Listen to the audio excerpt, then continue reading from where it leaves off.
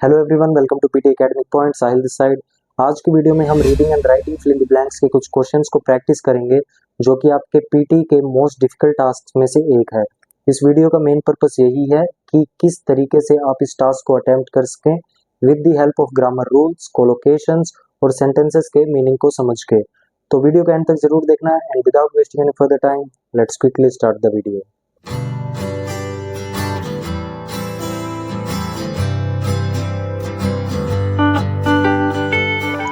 तो देखिए, ये है हमारा first question. The food standards authority. Food standard authority क्या होती है? जो फूड का डिपार्टमेंट होता है, जो जनरली रिटेलर्स को, होलसेलर्स को, जो भी फूड में डील करते हैं उनको फूड लाइसेंस प्रोवाइड करता है, राइट। तो इस अथॉरिटी ने क्या किया है? Has dash a public warning about the risks of a compound called acrylamide. अभी एक्रिलामाइड क्या है? एक्रिलामाइड एक तरीके का केमिकल कंपाउंड है जो इससे रिलेटेड जो रिस्क है, और मतलब जो एक्रिलामाइड से जो रिस्क है, इससे रिलेटेड जो पब्लिक वार्निंग है, वो पब्लिक वार्निंग क्या की है? फूड स्टैंडर्ड अथॉरिटी ने जारी की है। पब्लिक वार्निंग हमेशा जारी की जाती है, राइट। तो जारी से मिलता जुलता जो इंग्लिश में वर्ड है वो हमें देखना है, इसमें से सही ऑप्शन कौन सा है। इशूड। इशूड का मतलब ही होता है जारी करना, यानी कि कुछ देना, मतलब पब्लिक वार्निंग इशू की जाती है। तो यही हमारा सही ऑप्शन है, इशूड। एंशूर्ड क्यों नहीं है? एंशूर्ड का मतलब होता है लाइक जो लागू किया जाता हो किसी घटना के बाद, किसी घटना के बाद जो कोई चीज लागू की जाती है उसे एंशूर्ड बोलते हैं। तो ये सही ऑप्शन नहीं है। स्यूड क्या है? स्यूड यानी कि जब हम किसी के अगेंस्ट लीगल एक्शन लेते हैं जिसने हमारे साथ कुछ बुरा किया हो, तो उस चीज को स्यू करना बोलते हैं। तो ये ऑप्शन भी यहाँ पर मैच नहीं होगा। परस्यूड। परस्यूड भी सही ऑप्शन नहीं है, क्योंकि परस्यू का मतलब होता है फॉलो करना, जैसे पैशन फॉलो करते हैं, करियर परस्यू करते हैं। तो इस तरीके से ये भी हमारा सही ऑप्शन नहीं है। यहाँ पर जो सही ऑप्शन है वो है इशूड। अब चलते हैं आगे। issued a public warning about the risks of a compound called acrylamide that dash in some foods cooked at high temperature। तो देखिए, यहाँ पर मीनिंग आपको भी समझ में आ गया होगा। जो ये एक्रिलामाइड है ये बन जाता है कुछ फूड्स में, कब? जब हम उसे हाई टेम्परेचर पर कुक करते हैं, यानी कि हाई टेम्परेचर पर पकाते हैं। क्या हो जाता है? बन जाता है। बन जाता है। अब इससे मिलता जुलता जो इंग्लिश में वर्ड हो सकता है, आप वो यहाँ पर ऑप्शंस में ढूंढिए।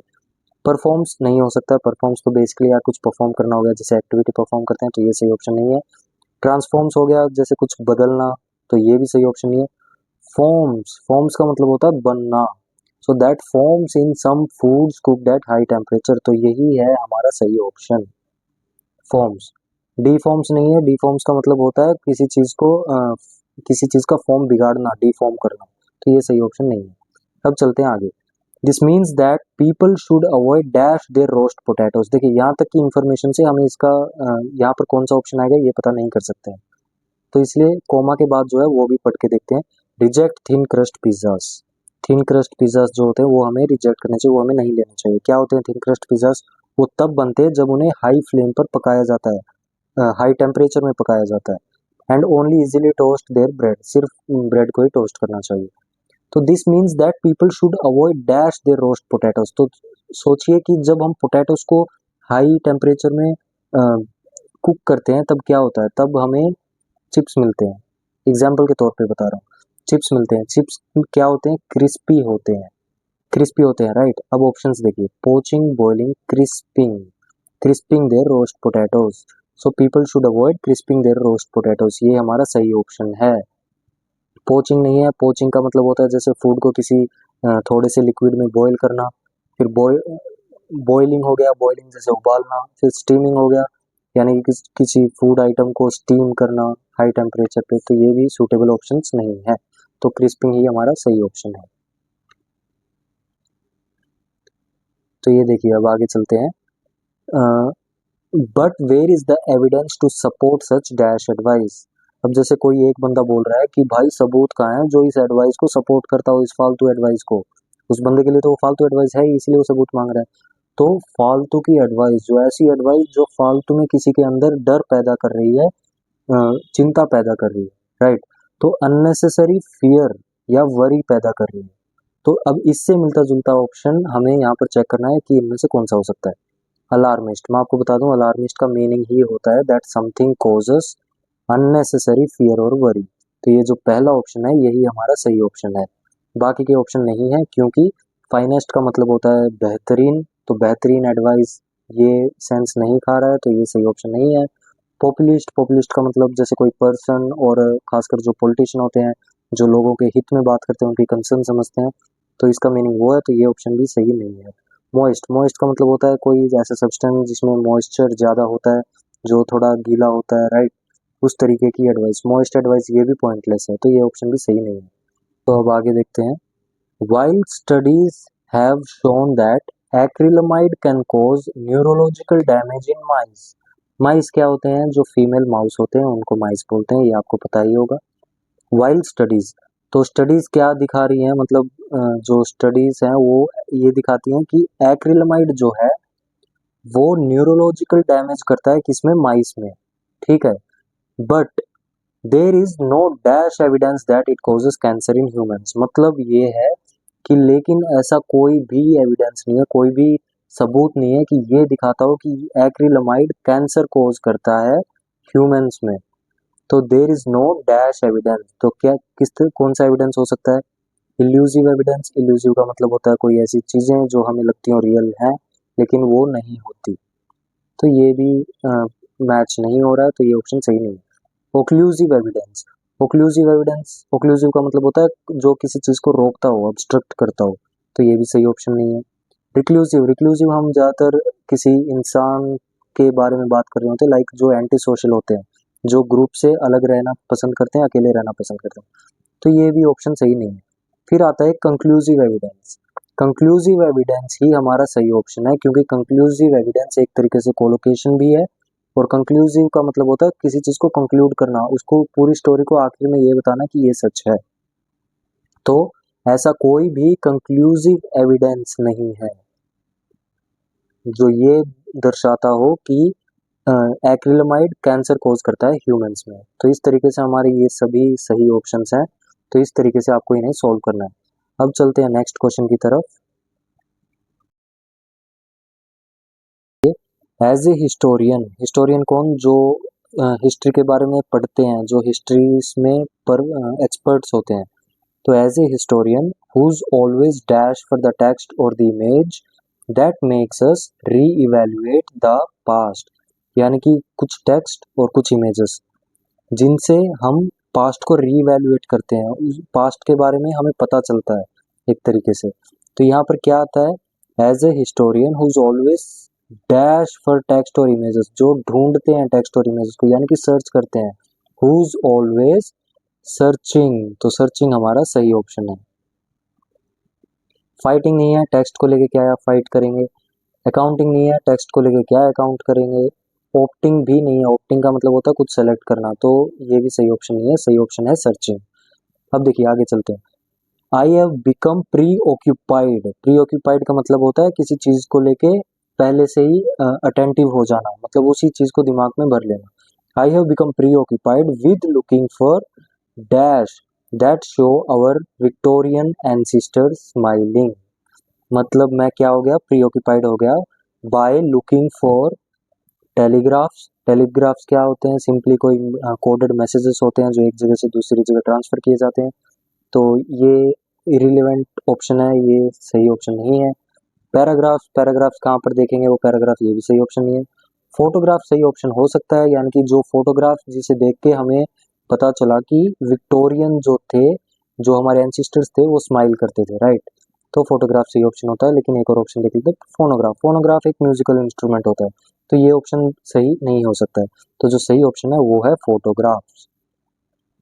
तो फोटोग्राफ्स हमारा सही ऑप्शन है, for photograph that show our Victorian ancestors smiling I have found quite a few and since I started posting them on Twitter they have been causing quite a dash, यानी कि मुझे found quite a few, जब थोड़े pictures मिले और जैसे ही मैंने उन्हें स्टार्ट कर दिया पोस्ट करना, कहाँ पे? ट्विटर पे, they have been causing quite a dash, उन्होंने क्या शुरू कर दिया? एक तरीके से कंट्रोवर्सी शुरू कर दी।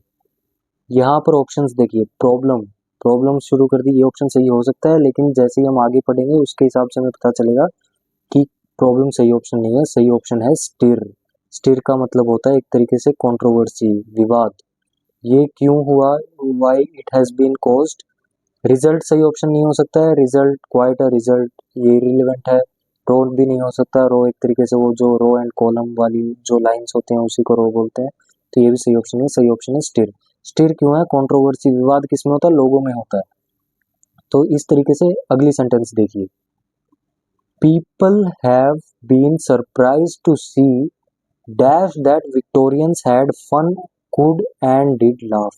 मतलब लोग क्या हो गए? सरप्राइज हो गए ये देख के, ये सबूत देख के कि जो विक्टोरियंस थे वो भी एंजॉय करते थे, फन करते थे, हंसते थे, राइट।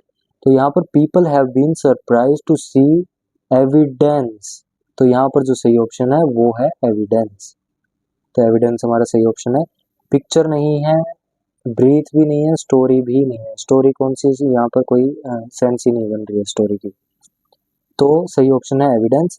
अब चलते हैं आगे कि दे आर नोटिंग दैट, वो ये चीज नोट कर रहे हैं, कौन? वो जो लोग हैं जो सरप्राइज हो चुके हैं वो नोट करते हैं कि दैट द विक्टोरियंस, जो विक्टोरियंस थे, suddenly seem to become more human, यानी कि वो अचानक से इंसानों की, मतलब इंसान हो गए, एज द हंड्रेड्स और so years that separate us dash away through our common experience of laughter, यानी कि जो हमें सेपरेट करते हैं हंड्रेड्स ऑफ ईयर्स से अलग, यानी कि जब वो टाइम था वहां तब लोग खुलकर हंसते थे, लेकिन अब जो टाइम है वहां पर people are fade away through our common experience of laughter, यानी कि अब ऐसे कोई भी खुल के नहीं हंसता है। तो यहाँ पर सूटेबल वर्ड जो है वो फेड आएगा। फेड यानी कि गायब होना, यानी कि हंसी एक तरीके से गायब हो चुकी है। कॉमन एक्सपीरियंस जो हंसी का होता है वो गायब हो चुका है, लेकिन जो विक्टोरियंस थे उन्होंने ये दिखाया था कि वो एक तरीके से असली ह्यूमंस थे क्योंकि वो खुलकर हंसते थे। तो यहाँ पर यही इसका मीनिंग है। तो इस तरीके से आपको समझना है और ऑप्शंस को टिक करना है। अब चलते हैं हमारे नेक्स्ट क्वेश्चन। तो ये देखिए अब third question, fluid intelligence is the type of intelligence that has to do with short-term memory and the ability to think quickly, logically and abstractly in dash to solve new problems।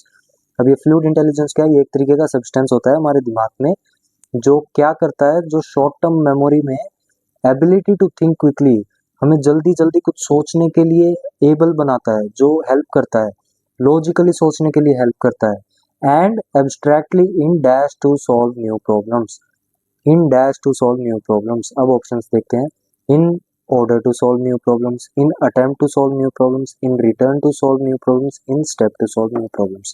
तो जो सही option है वो है order. Order क्यों सही option है? In order to, ये एक मोस्टली रिपीटेड वर्ड है, यानी कि एक कोलोकेशन है।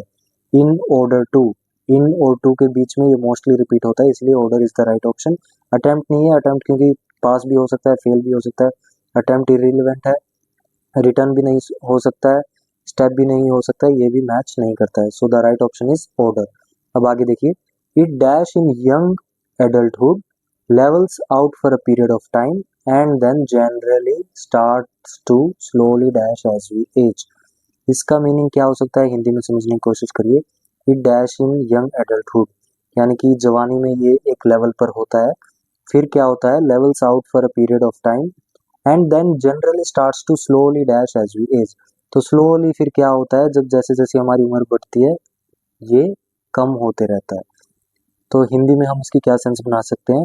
It dash in young adulthood, तो जवानी में ये ज़्यादा होता है, एक लेवल पर होता है, फिर धीरे धीरे वो लेवल कम होते रहता है जैसे जैसे हमारी उम्र बढ़ती है।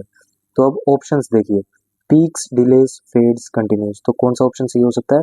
It dash in young adulthood, it peaks in young adulthood. Peaks का मतलब होता है एक तरीके से हाई लेवल, तो ये हाई लेवल पर होता है, ये हमारा सही ऑप्शन है। Peaks at high, peaks eight young adulthood. Delays नहीं है, डिलेस का मतलब होता है कुछ लेट हो जाना। फेड्स होता है कुछ गायब हो जाना, मिट जाना। कंटिन्यूस होता है जो कुछ चलता रहता हो। तो उस तरीके से peaks is the right option.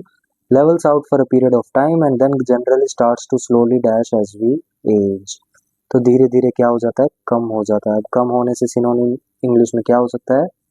Plateau, सोर, डिक्लाइन, रॉकेट। प्लेट्यू का मतलब ये एक हिस्टोरिकल टर्म होगी जो जियोग्राफी से रिलेटेड होते हैं, वो माउंटेन्स में प्लेट्यूज, तो ये सही ऑप्शन नहीं है। सोर का मतलब होता है बूम करना या फिर वो मतलब बहुत ज्यादा इवोल्व हो जाना, तो ये भी सही ऑप्शन नहीं है। डिक्लाइन, डिक्लाइन होना, होना मतलब गिर जाना, तो ये एक लेवल जो होता है ये धीरे धीरे गिर जाता है, तो ये हमारा सही ऑप्शन है डिक्लाइन। रॉकेट भी सही ऑप्शन नहीं है।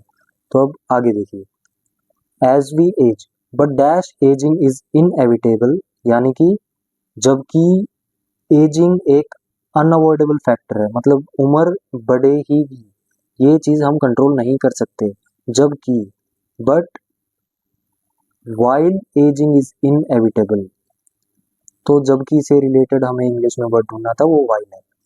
लेकिन जबकि एजिंग इनएविटेबल है, scientists are finding out that certain changes in brain functions may not B.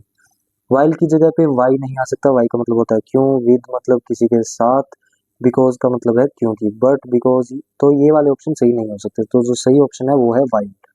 Scientists are finding out that certain changes in brain functions may not be, यानी कि इसका पूरी सेंटेंस का मीनिंग क्या है कि जैसे कि एजिंग तो अनकंट्रोलेबल फैक्टर है, हम एज होना तो कंट्रोल कर नहीं सकते, लेकिन साइंटिस्ट क्या कर रहे हैं, वो फाइंड कर रहे हैं कुछ तरीके जिससे ऐसे सब्सटेंसेस को प्रिजर्व किया जा सके, ताकि वो जैसे हमारी एज बढ़ेगी वो कम ना हो, जैसे फ्लूइड इंटेलिजेंस ये सब है, क्या करके, जैसे कुछ एक्सरसाइजेस करके, कुछ डाइट्स फॉलो करके, तो इस तरीके से साइंटिस्ट इस पर रिसर्च करते रहते हैं।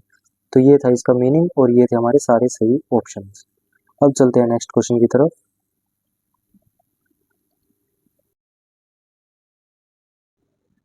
तो ये देखिए, most people think success comes from surrounding yourself with others that are like you.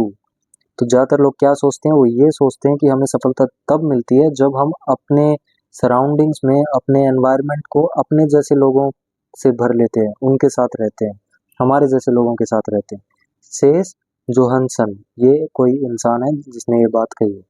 लेकिन but true success and breakthrough dash involves discomfort, लेकिन जो असली सफलता है और जो ब्रेक थ्रू डैश है वो डिस्कम्फर्ट इन्वॉल्व करता है, यानी कि कंफर्ट से दूर रहते हैं तब हमें वो चीज़ें मिलती हैं। क्या, true success and breakthrough dash.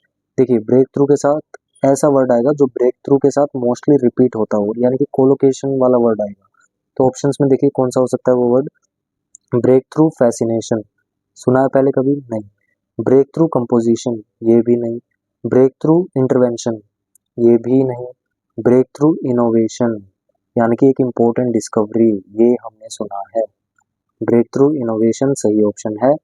अब आगे देखिए, discomfort pushes you to dash. Discomfort हमें क्या करता है, हमें जैसे कि ट्रू सक्सेस देता है, ब्रेक थ्रू इनोवेशंस बनाता है, तो discomfort pushes you to grow, वो आपको बढ़ाता है, तो यहाँ पर ऑप्शन है ग्रो और ये सही ऑप्शन है।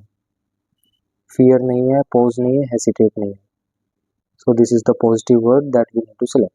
अब देखिए, this is dash difference of experience, opinion and perspective come इन।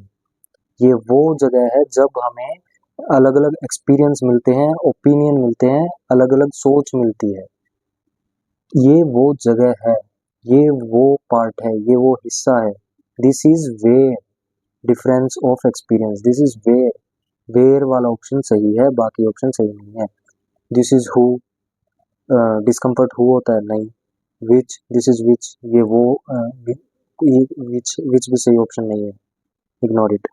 फिर दिस इज दैट, ये वो है, ये भी सही ऑप्शन नहीं है। Where is the right option that we need to use. Now next, diversity is a well documented pathway to unlocking new dash. तो डाइवर्सिटी जो है, जो हमारा कल्चर है, वो एक सही पाथवे है, वो सही रास्ता है किस चीज के लिए, वो अनलॉक करता है, वो खोलता है, क्या क्या खोलता है, new dash, overcoming new challenges. अब देखिए, कोमा के बाद जो वर्ड होते हैं वो ऑलमोस्ट सिमिलर वर्ड्स ही होते हैं।